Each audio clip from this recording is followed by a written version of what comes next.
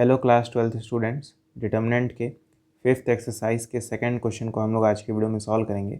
हमें क्वेश्चन में पता करना है कि ये जो सिस्टम ऑफ इक्वेशन है ये कंसिस्टेंट है कि नहीं है। हमें जस्ट कंसिस्टेंसी पता करनी है इस सिस्टम ऑफ इक्वेशन की, ठीक है। तो देखिएगा इसका क्या तरीका होता है पता करने का। मैंने आपको पिछले वीडियो में भी बताया था कि पहले हम लोग सिस्टम ऑफ इक्वेशन को लिखेंगे, ठीक है। तो आप देख सकते हैं कि इस y के आगे कोई नंबर नहीं है तो मैं इसके आगे 1 लगा दूंगा, ठीक है। ये जगह -1 है ना। इस x के भी आगे कोई नंबर नहीं है और इस y के भी आगे कोई नंबर नहीं है तो इनके आगे भी 1x 1y लग जाएगा। तो 1x + 1y = 4 हो जाएगा। यहाँ से एक मैट्रिक्स बनाते हैं इस तरह से। मैंने आपको पिछले वीडियो में सिखाया था 2 -1 1 और 1, ठीक है। फिर एक वेरिएबल मैट्रिक्स आता है जिसमें x और y होते हैं। फिर एक कॉलम मैट्रिक्स आता है जिसमें 5 और 4 होते हैं, ठीक है। क्लियर है। देखिएगा कैसे मैंने बनाया है। 2 और ये -1 और ये 1 और ये 1 मिला के एक मैट्रिक्स बन जाएगा। x और y मिला के एक नया वेरिएबल मैट्रिक्स बन जाएगा। 5 4 मिला के कॉलम मैट्रिक्स बन जाएगा जिनके बीच में इक्वल का साइन होगा, ठीक है।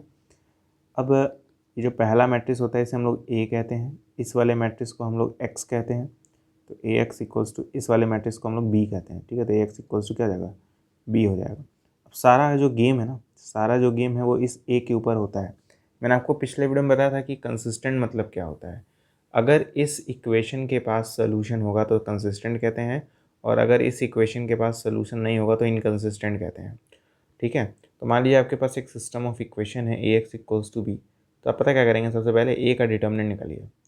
a का डिटर्मिनेंट निकालिए, अगर वो 0 के इक्वल नहीं आए तो डायरेक्ट लिखिएगा कि कंसिस्टेंट है, ठीक है। अगर 0 के इक्वल नहीं आया तो कंसिस्टेंट, और अगर बाई चांस 0 के इक्वल आ गया, बाई चांस 0 का अगर इक्वल आ गया तो इस केस में आपको एक और चीज़ निकालनी पड़ेगी, वो है adjoint of a into B.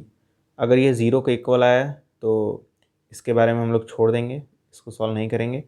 लेकिन अगर ये नॉन ज़ीरो आया, अगर adjoint of a into B जो है वो नॉन ज़ीरो आया तो इस केस में बोलेंगे कि इनकंसिस्टेंट है। क्या है, इनकंसिस्टेंट है। क्लियर है। तो अभी तक तो आपको डिटर्मिनेंट निकालना आ गया होगा। तो यही मैट्रिक्स जो है वो आपका a है। तो a का पहले डिटर्मिनेंट निकालेंगे तभी पता चलेगा कि कंसिस्टेंट है कि नहीं कंसिस्टेंट है। तो a का डिटर्मिनेंट निकालने के लिए क्या करते हैं बताइए। इस 2 को इस 1 में मल्टीप्लाई करते हैं तो क्या मिल जाएगा हमें, 2, बीच में माइनस का साइन लगाते हैं। फिर इस -1 को 1 में मल्टीप्लाई करते हैं तो क्या आएगा, -1। तो ये हो जाएगा आपका माइनस माइनस मिल के प्लस। तो 2 + 1 दैट इज़ 3। तो 0 तो नहीं आया डिटर्मिनेंट, इस मैट्रिक्स का डिटर्मिनेंट जो है वो 0 तो नहीं आया। 0 नहीं आया मतलब चार्ट के हिसाब से ये वाला केस, और अगर डिटर्मिनेंट 0 नहीं आया मतलब कंसिस्टेंट है। तो डायरेक्ट लिखिए कि ये जो सिस्टम ऑफ इक्वेशन है ये क्या है, कंसिस्टेंट है। मतलब आप इसको सॉल्व कर सकते हैं।